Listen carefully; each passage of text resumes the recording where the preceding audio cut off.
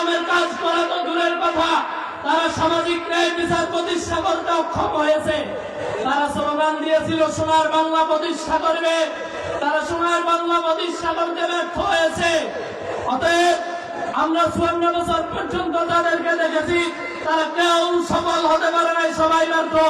অতএব পরিশেষে আমরা 2024 সালে জুলাই গণ অভ্যুত্থানের মধ্য দিয়ে আমরা শান্তি আনতে চেয়েছিলাম এ বাংলার ভূখণ্ডে, কিন্তু দুঃখজনক ভাবে বলতে হচ্ছে এ বাংলার জমিনে যারাই এখন বর্তমান উপদেষ্টা হিসাবে আছে, তারা আজকে ইসলামী হুকুমত তো দূরের কথা, তারা আজকে ইসলামী মূল্যবোধের উলামায়ে কেরামদেরকে যথাযথ সম্মান করতে ব্যর্থ হয়েছে।